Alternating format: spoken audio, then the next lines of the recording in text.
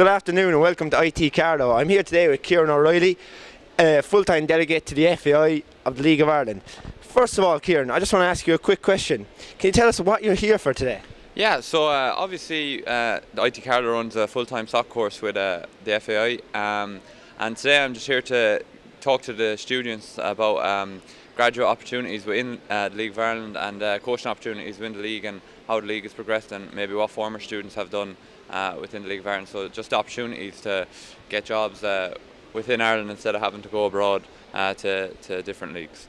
Fantastic, yeah, exactly. We're only a number of weeks to the start of the upcoming campaign for 2018. Is there anything you're particularly looking forward to? Well, obviously last season was a great success, I thought, with Dundalk in their Champions League run. I thought they done very well, really uplifted the profile of the league. The UEFA Champions League, like, it's a massive step for any club, especially a little club like Dundalk, to get into the latter stages of that competition. So yeah, this year I think it's going to be a very exciting season with Cork City obviously showing the competitiveness by winning the league last year and the cup. So it's not just a one-horse race. So yeah, I'm really looking forward to see what this season brings. Yeah, exactly. And as Kieran has mentioned there, a lot of interest in this season's campaign after Cork City and Dundalk's recent performance. What would you say in terms of attendance? Do you think it will go up or down as opposed to recent years? Because obviously it's been a major debatable topic over the recent years, with attendance being very poor in the League of Ireland. It has, but I think in the last few years, especially last year, we even seen with Cork City, they had up to 7,000, I think, at one game against Shamrock Rovers. So people are really buying into the league this year instead of being the so-called armchair fans where they just sit and watch the Premiership on the Saturday in the pub. So I think people are really trying to get out there, and I think the statistics have shown an increase in the amount of fans going to each match throughout the year. So I really do think the attendances are on the up, and the league's overall profile, I think, is on the up as well. Exactly, and now with obviously that increase in profile and increase in attendance in games, you would imagine that there's going to be an increase in finance from the League of Ireland, because this has been a very topical debate over recent years with not enough finance and money going back into the League of Ireland. Yeah, exactly. A lot of people question the FAI's commitment to the League of Ireland, but as a delegate to the League of Ireland, I really do think that in the last few years we have definitely progressed our funding towards the FAI, and especially last year as well with UEFA. Obviously the money Dundalk got from UEFA and Cork City as well from their runs in Europe, it really filters back down into other clubs in the league indirectly. Dundalk have recently redone their AstroTurf, so it's also becoming a more of a professional league. The last few years has been turbulent, to say the least, like, for the League of Ireland, but we're definitely on the way up, and hopefully we'll be there to full-time setup soon. Great.